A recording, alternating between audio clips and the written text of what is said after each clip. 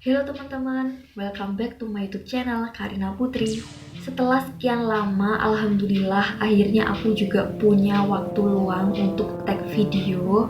Karena sekarang aku adalah mahasiswi semester akhir, jadi aku cukup ribet dengan penelitian dan skripsi yang sedang aku tempuh. Itulah mengapa aku mungkin satu bulanan lah ya, nggak upload video ke YouTube. Jadi aku mohon maaf banget, dan mumpung sekarang ada waktu luang, aku menyempatkan untuk tag video ini. Oh iya, sesuai dengan judul dan thumbnail yang udah kalian baca, video kali ini agak berbeda dengan video-video biasanya yang aku buat. Karena biasanya kan aku buat vlog, tapi kali ini aku mau bikin video pengalaman horor yang pernah aku alami di rumah. Tapi sebelum itu, aku minta dukungannya dulu dari teman-teman buat klik like, komen, dan juga subscribe supaya aku tambah semangat bikin video dan bisa memberikan konten-konten yang bermanfaat untuk kalian. Oke, buat kalian yang penasaran, simak video ini sampai selesai ya. Oh ya teman-teman, sebelum membuat video ini, aku memutuskan untuk membuat polling di Instagram.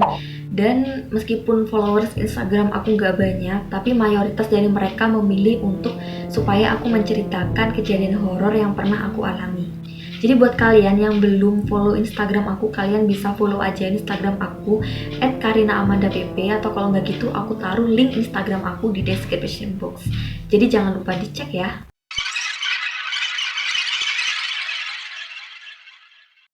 Oke, kita langsung aja ke ceritanya.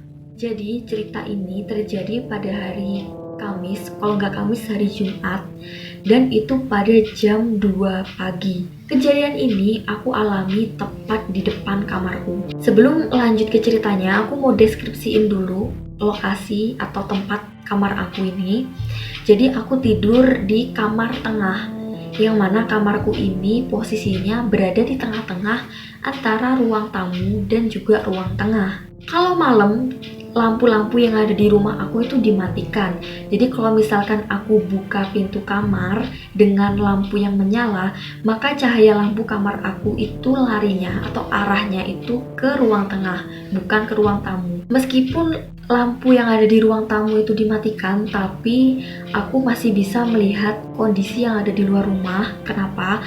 Karena keluarga aku tuh punya kebiasaan kalau nutup jendela kamar tamu atau ruang tamu itu cuman pakai gorden yang transparan atau yang tipis aja. Padahal gorden yang ada di ruang tamu itu ada dua, gorden yang transparan dan gorden yang tipis. Tapi keluarga aku tuh punya kebiasaan pakai gorden yang transparan atau yang tipis aja. Dan juga karena lampu luar rumah itu nggak dimatikan, semakin bisa membuat aku melihat pemandangan yang ada di luar ruang tamu dengan jelas. Jadi waktu itu aku terbangun jam 2 pagi karena aku pingin buang air kecil.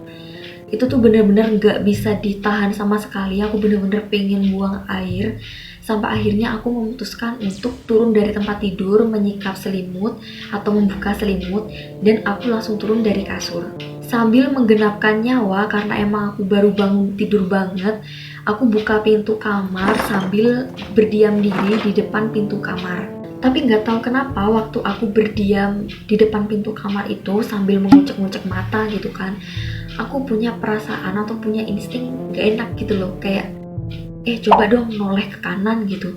Noleh ke kanan yang mana kalau dari kamar aku itu noleh ke kanan berarti noleh ke ruang tamu. Dan aku bener-bener noleh ke ruang tamu, dan di sana aku melihat sesuatu yang menurut aku agak menyeramkan.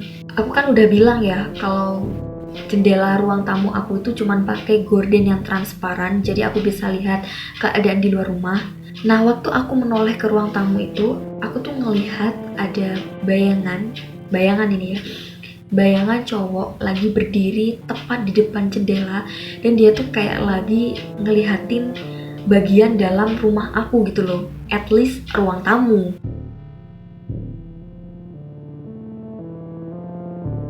Waktu aku buka pintu dan aku berdiri di depan pintu, otomatis dia juga ngelihat aku berdiri di situ dong.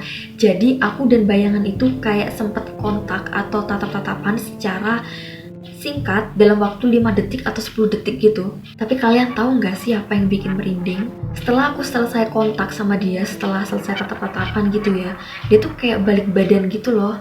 Namanya aja bayangan kan, jadi kalau misalkan dia berdiri ataupun berbalik, ya tetap hitam aja gitu kan.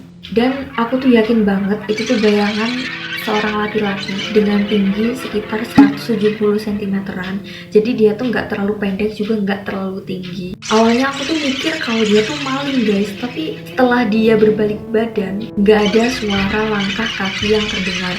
Logikanya kalau memang itu maling dan dia ketahuan gitu kan sama tuan rumah, dia kan pasti melarikan diri. Dan waktu melarikan diri, namanya aja manusia kan ya, kan pasti kedengar suara langkah kakinya. Nah setelah dia tergesa-gesa untuk membalikkan badan, tidak terdengar suara langkah kaki apapun.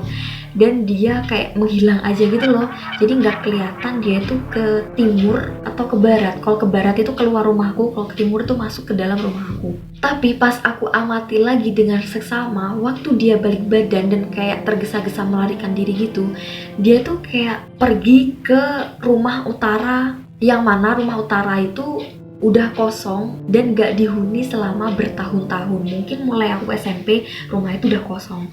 Balik lagi, aku tuh sempet ngira kalau itu tuh maling.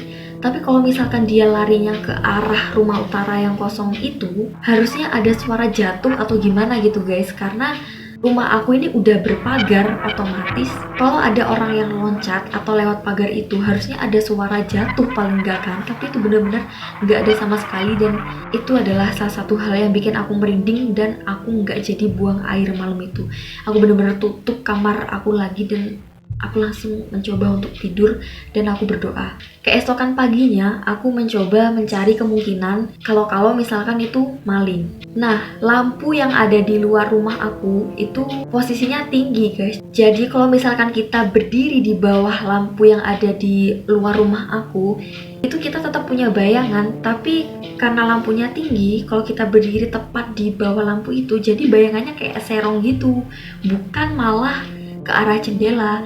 Bayangan memantul ke arah jendela itu bisa terjadi kalau misalkan di belakang kita itu ada lampu yang menyorot, sedangkan lampu yang ada di luar rumah itu letaknya tuh tinggi-tinggi, jadi nggak ada yang menyorot di bawah.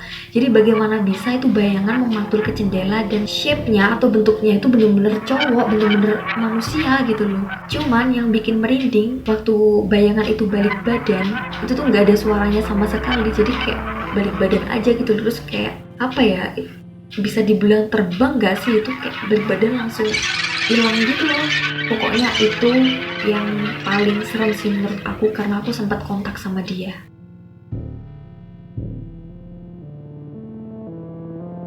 Dan pengalaman horor aku yang kedua ini terjadi di kamar mandi, lagi-lagi pas tengah malam juga aku mau buang air. Gak tau kenapa aku tuh anaknya tukang bangun tengah malam cuman buat buang air guys. Kayak udah kebiasaan aja gitu loh buat aku. Mungkin karena di sini suasananya dingin, terus bikin orang beser gitu kali ya. Tapi serius aku punya kebiasaan buat pipis di tengah malam. Dan waktu itu ini juga terjadi pada hari Jumat atau hari Kamis malam, tapi ini bukan jam 2 pagi tapi jam 12 malam. Jadi waktu itu aku kamar mandi, ya udah buang air aja gitu loh. Waktu aku buang air itu hawanya kayak gak enak gitu loh guys. Karena kalau misalkan kita lagi ada di suatu tempat, kalau kita sendiri sama kayak dilihatin banyak orang itu kan beda ya. Nah waktu aku buang air itu aku ngerasa kayak ada yang nunggu gitu loh, kayak emang ada orang di depan jeding gitu loh, kayak emang ada yang nunggu. Tapi waktu aku selesai buang air, aku buka pintu jeding atau buka pintu kamar mandi, itu gak ada siapa-siapa di sana, cuman perasaan aku aja kayak ada yang nungguin. Tapi yang bikin merinding adalah waktu aku buka pintu kamar mandi, bau kemenyan, dan itu baunya nyengat parah guys. Sebenarnya kita kan gak boleh takut sama hal yang begituan, karena kita harus percaya bahwa dimanapun kita berada Tuhan selalu melindungi kita. Tapi mau gimana guys, udah jam 12 malam sendirian dan ada bau kemenyan di depan kamar mandi. Udah gitu baunya nggak pindah-pindah atau nggak menyebar ke satu ruangan, tapi baunya tuh stuck di satu tempat aja, yaitu di depan pintu kamar mandi. Jadi nyali tuh langsung ciut gitu loh, berasa emang ada sesuatu di sana. Kalau menurut kalian gimana nih guys? Kalau kalian jadi aku misalnya, apa yang seharusnya dilakukan? Apakah lari, berdoa, atau tenang aja? Kalau versi kalian gimana? Kalau misalkan kalian punya cerita horor atau pengalaman mistis, kalian juga bisa ceritain pengalaman kalian itu di kolom komentar, karena aku bakalan seneng banget kalau misalkan aku bisa sharing-sharing dan bacain komentar-komentar dari kalian.